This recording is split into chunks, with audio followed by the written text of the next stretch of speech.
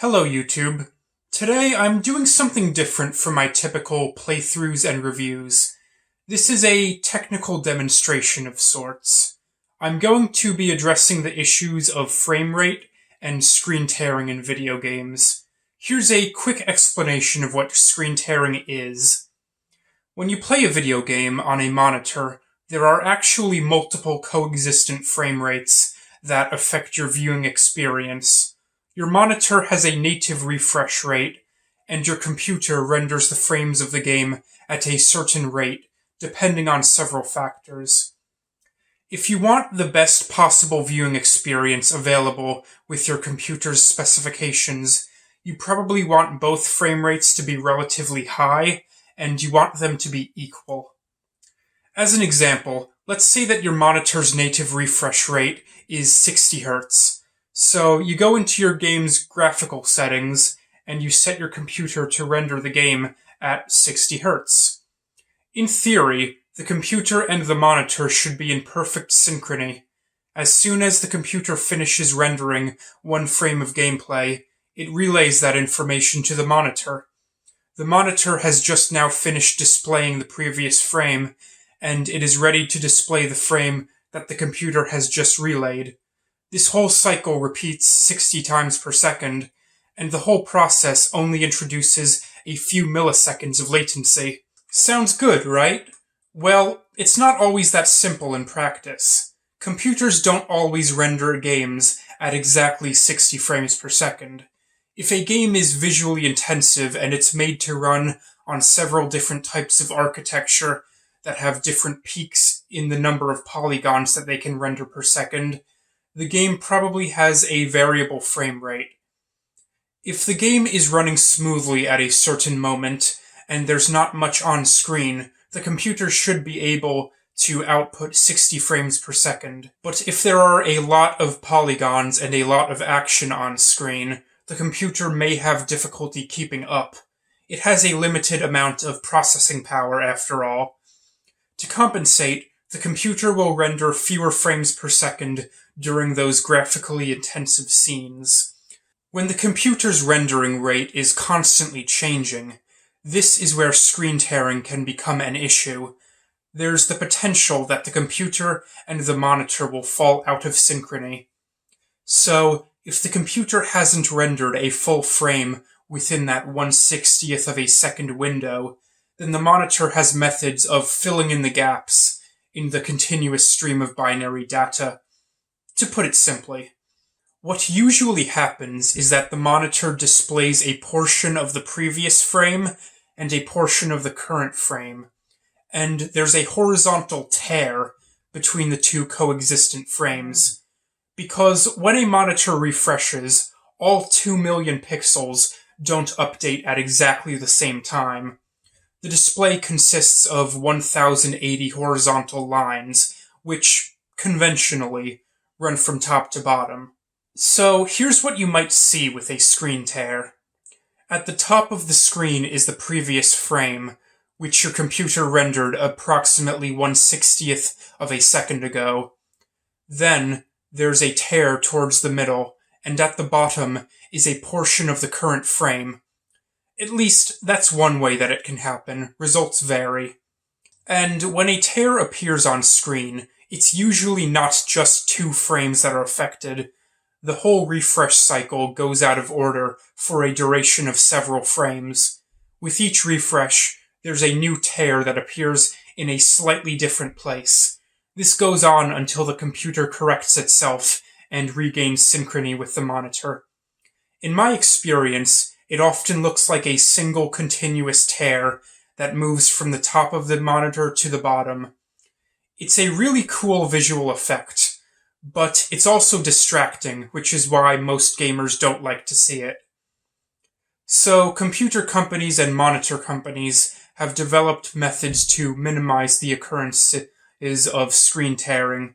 Starting in the 80s, there was a prominent standard called ISIS Toolkit. Its creators later rebranded it as vertical sync, which is a much lamer name in my opinion. But they must have had their reasons. So, here's a simple model of how vertical sync works.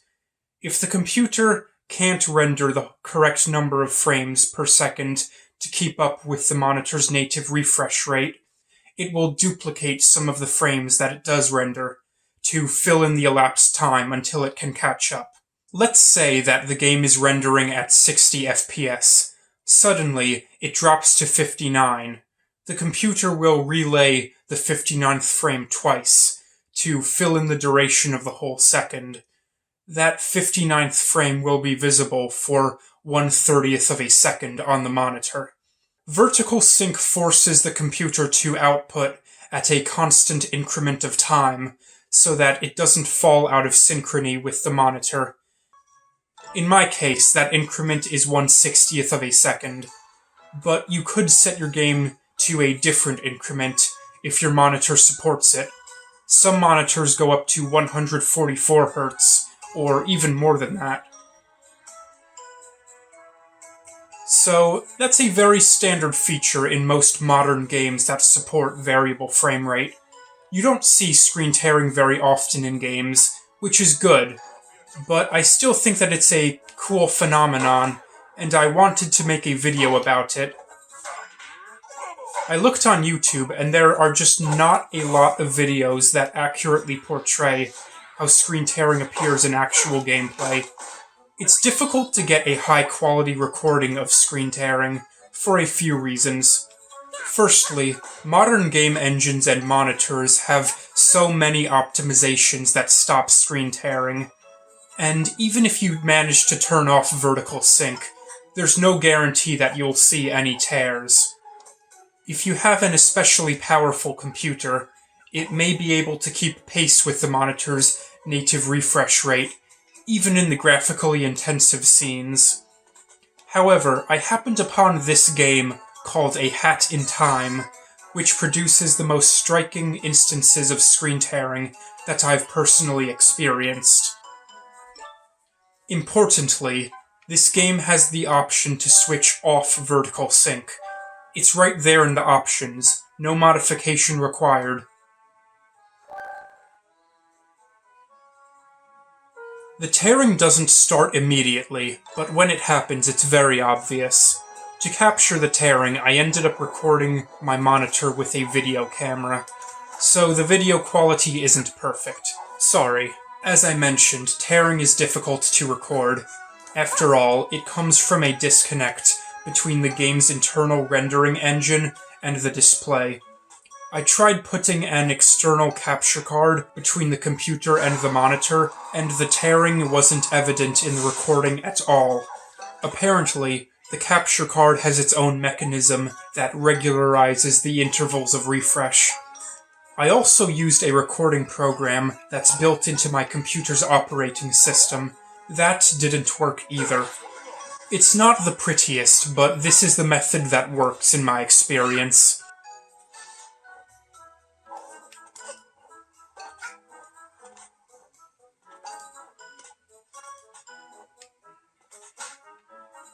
Screen tearing is a very context-sensitive phenomenon. It occurs more often in some areas than others, and I move around quite a lot to find those sweet spots. They even vary between playthroughs.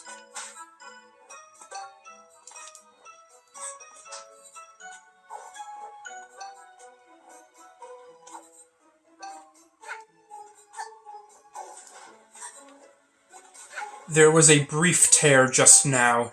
Did you see it?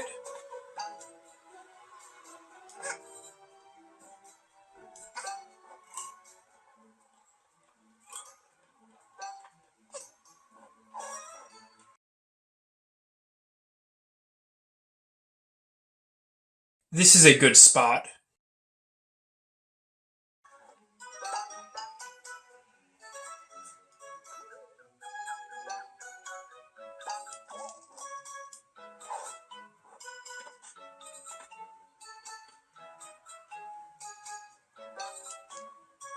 Some of these tears actually appear to be moving up the screen. That's interesting.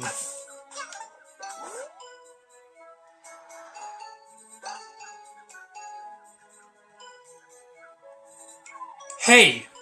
Rude.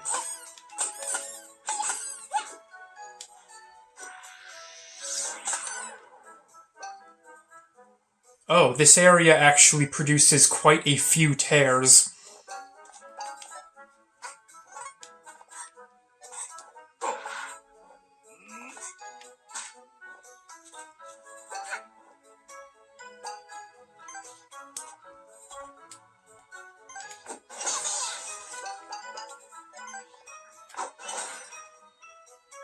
Sorry, the exposure is not great, I know. This game presents a wide range of luminance values, and my video camera takes some time to correct for that. Hey everyone, I was going to end the video there, but I kept playing for a while, and I discovered something interesting. The area where I experienced the most intense screen tearing is actually in Hat Kid's spaceship. That's quite counterintuitive in my mind. The ship is much smaller than Mafia Town, and presumably contains fewer polygons. My computer should have no problem rendering the ship at a consistent 60 Hz to keep up with the monitor, yet I'm seeing so much tearing here. It's quite strange. Of course, this probably has a lot to do with my computer's specifications. You might try this for yourself, and see completely different results.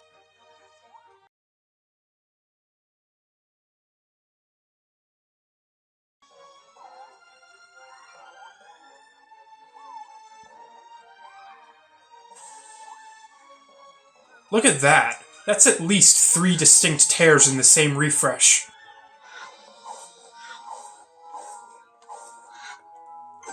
So, thanks for watching.